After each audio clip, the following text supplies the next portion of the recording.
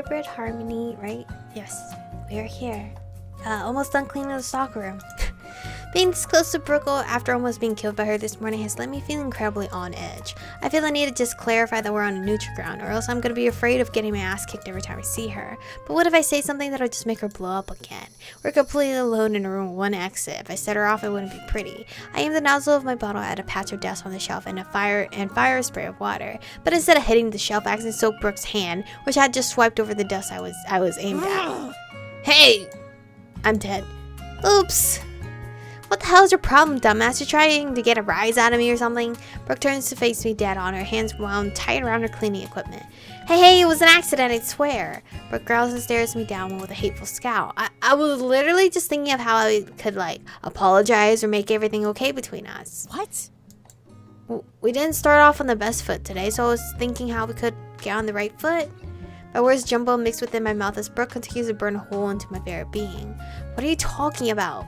Look, I didn't mean to piss you off, both right now and in the hallway this morning. I just want to make it clear that we're alright, you know? No hard feelings between us. Brooke relaxes her shoulders but keeps her laser-focused eyes on me. No hard feelings. No hard feelings. She pauses for a moment. Whatever. Okay, you're not mad?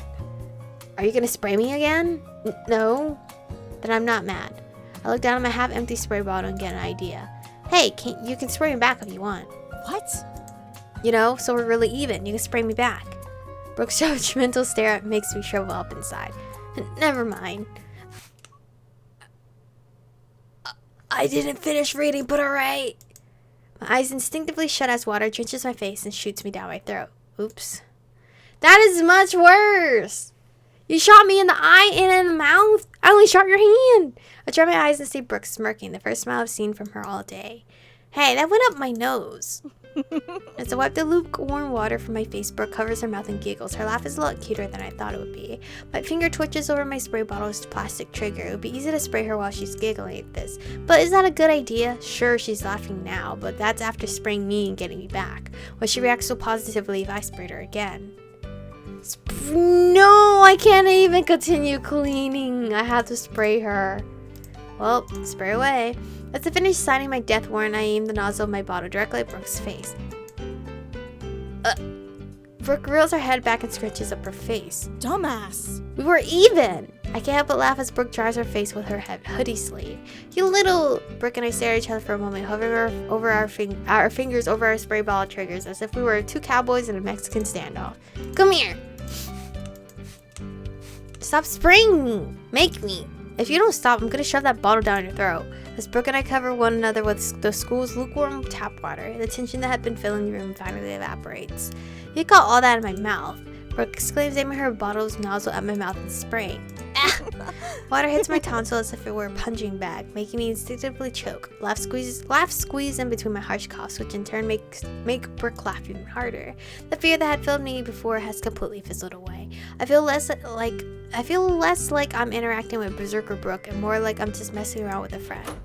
The sound of the storeroom door suddenly opening freezes Brooke and I like two statues.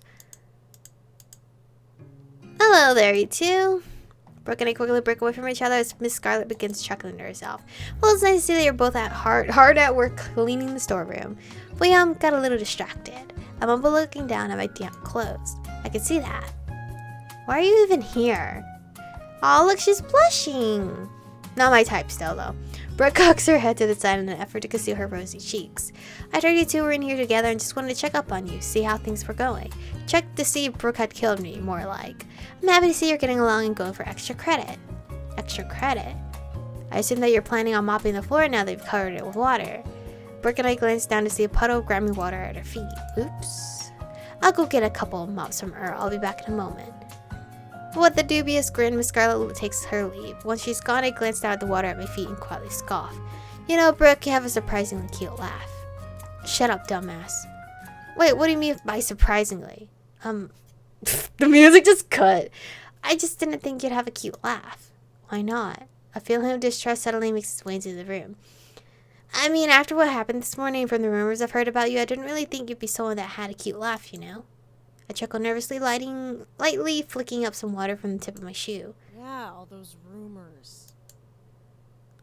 All those rumors about me throwing people off roofs or leaving people in lockers so long they starve to death. Or the one about how I assaulted a police officer, or the one about me burning down my old school. I didn't hear about those two. With every spiteful rumor, Brooke lets off the anger she gets. Brooke, I didn't mean to.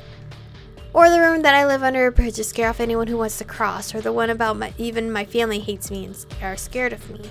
She looks as if she's about to burst. Or the one about, Brooke, calm down. I didn't mean anything by what I said. I'm sorry. Oh, screw you! Brooke throws her cleaning equipment to the floor. Her searing anger shuts me up completely. You're only being nice to me because you're scared of me. And what am I do to you? I'm not stupid, you know? You're just like everybody else. Of course you believe those rumors. I'm just a big scary troll, huh? Huh? Brooke, this doesn't look any better, I'm just saying. Brooke takes a step closer to me, her fist clenched and balled at her sides. Hey! As I go to back away, I slip on the puddle of water at her feet, falling onto the tiled floor. Brooke looks down on me, her breath heavy and slow. I can't even form a full sentence. My heart races and pumps fear through my veins. Something inside Brooke suddenly changes. Her breathing eases and her tense stance relaxes, her anger fading into what seems like remorse. I didn't... Just leave me alone. Brooke whips around and stomps to the storeroom with her fist tightly balled at her sides. Brooke! She barges her shoulder into the door and smashes it open. I watch her huff through this gymnasium before the storeroom door swings back and shuts. I curse under my breath for stepping on yet another verbal landmine. But I'm not feeling the same fear as I did before. Instead, I just feel regret. I lurch up and look down at the small puddle of water that I'm currently sitting in, a reminder of the brief moment of solace that I share with Berserker Brooke. I wipe the head of my mop on the, how long am I in here? I wipe the head of my mop across the floor, watching the stains and grime slowly disappear as I soak up the water left by Brooke and I. My eyes drift over to the spare mop brought by Miss Scarlet, casually resting against the storeroom wall, ironically collecting dust. Miss Scarlet pushes herself off the wall she was resting against and wanders over to me. Did she say where she was going? No, she just said she was leaving. Do you think she could have left the school? No, Brooke takes pride in her attendance, so I doubt she would just up and leave. If she has, however, she could have possibly gone to the arcade at the mall. I recall her saying she would go there after school to let off steam. But my assumption is that she's just gone somewhere quiet to take a breather, like up on the roof or the bathroom.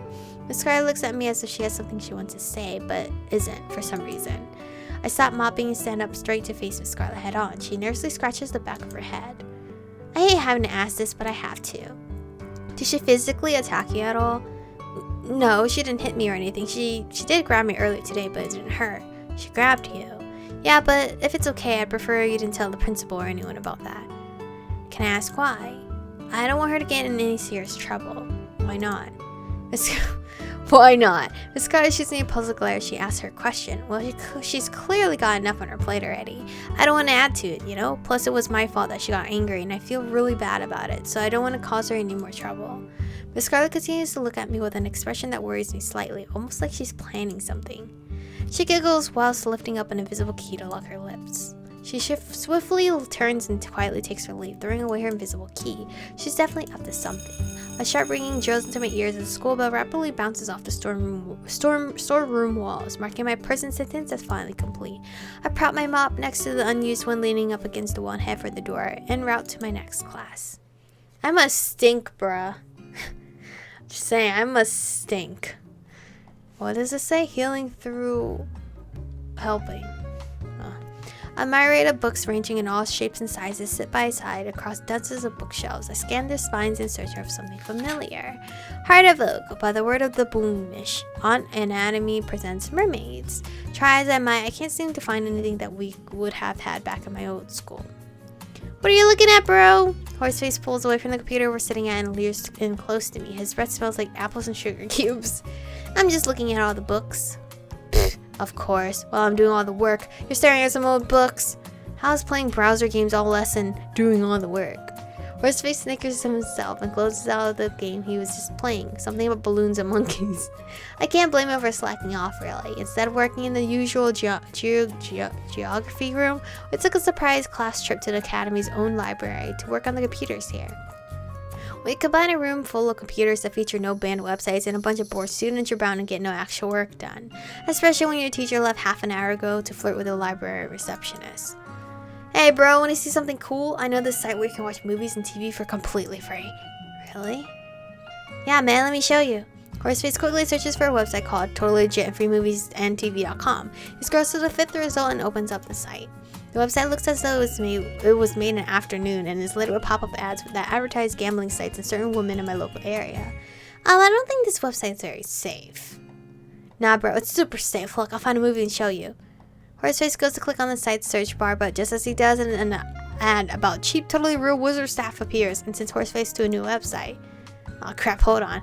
Horseface goes to click off the website, but accidentally hits the wrong button, opening up yet another seedy website. This website then opens up another website, then another and another. Eventually, a computer starts whirring like a jet engine. Dozens of malware-ridden sites start popping up left and right. A cacophony of sounds blare from the speakers, spinning slots, machines, news articles, dubious moaning. Crap! Oh, gem appraisal, that sounds interesting. Don't click on another one. I can't help it, bro. There's so many colors and sounds. Everything's just so clickable. All eyes are on us as Horseface frantically mashes his keyboard in an attempt to somehow fix their churning PC. Just turn the computer off. Hit Control-Alt-Delete. I can't. It's too laggy. Help me, bro. At moments like this, there's only one surefire way to fix a problem like this. I quickly get up from my seat and bail, wiping my hands of a problem that is no longer mine. Bro, come back. Sorry, Horseface. You're on your own. You just ditched him? I got a new message? From who? Oh, Alistair the Oracle. Greetings, I'm Alistair the Oracle, a power of knowing, not a virus or spam. I shall read your future and look into your fortune. Free! You are very lucky to have been chosen, lucky little you. Here is my first piece of advice for you. Okay. Pulling out your teeth may be a fun party trick, but it is not healthy. What? Dentists hate it and will not advise. Pulling out hair, however, is fine. Barbers will encourage it. Really? This is an advice from the Alistair the Oracle. Okay, sure. I don't know how you got my number. Oh, a little while later, after successfully traveling far enough into the library to no longer hear the sounds of our dying computer, I found myself pursuing through a sappy teen romance novel. The book is entitled Human Nature and follows the life of a hybrid who wakes up in a world where only humans exist. It accounts their life as an outsider, as they are seen as a freak by almost everyone in their town, save for one kind human who sees past their hybrid ways as they fall for one another. It's a smash hit with teen girls, but I don't see the appeal. A world of only humans would be a boring world. I closed the book and returned to its hardback brethren on the shelf. I upturned my nose as a strong smell of salty fish suddenly wafts by. I can hear an ominous hushed breath a few feet behind me, most likely the source of the strange fish smell. A cold shiver runs up my spine and paranoia freezes me in a place as realization hits me I'm being watched. It's the same feeling you get when you spot the killer standing just behind someone in a horror film, but they don't know until it's too late. After swallowing down my fear slowly, I turn to face my killer. This is your killer? Are you a mermaid? I mean, you like fish. But obviously she's breathing fine in air. Peeking out from behind a bookshelf appears to be the gentle gaze of an unknown girl. Her eyes are overflowing with curiosity, like that of a kitten staring at the light of a laser pointer. She's so cute! But I feel like she will kill me, like he said. Like she's like a yandere. Her curious eyes open wide upon seeing that she's been caught. We both engage in silent staring contest for a few prolonged moments, unsure of what to do next.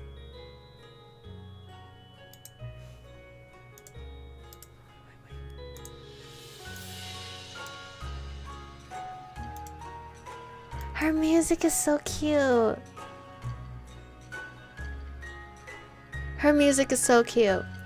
How long has she been staring at me? Why has she been staring at me? With the multiple near-death experiences I've already had today, I fear to find out why.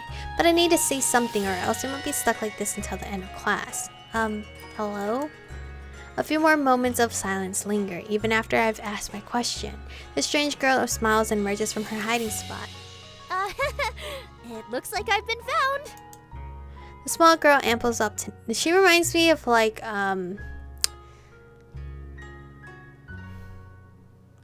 was her name Sora from Digimon? The small girl ambles up to me, the stench of fish growing stronger the closer she gets. She stands only a few inches away from me, hovering just on the rim of my personal bubble. I must seem like Peeping Tom right now. She has to be mermaid, right? Is that the right way of saying that phrase?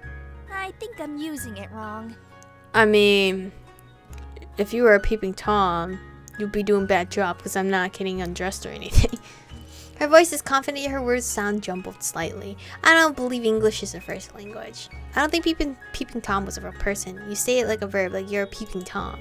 Ah, so I'm a peeping Tom? Yep, that you are. It's not something to be funny, laughing about though. Thank you for clearing that up. My name is Mizushi. I'm a kappa, if you were wondering. You're a kappa? You're gonna drown me? I already don't know how to swim, so... The strange girl shoots out her delicate hand for me to shake. I carefully extend mine and lightly shake hers. You don't need to introduce yourself. I already know who you are. You're Matt. And this is where we're stopping for today's episode. Alright, we met 3 girls so far, so I'm assuming there is 1 left, and then the demo would be over. She might be a contender of someone I would go for. The other 2, I don't care too much. One girl will bully me to death. The other girl seems more like my best friend. But anyway, thank you guys for watching today's episode. Stay beautiful, and I will see you guys in the next one.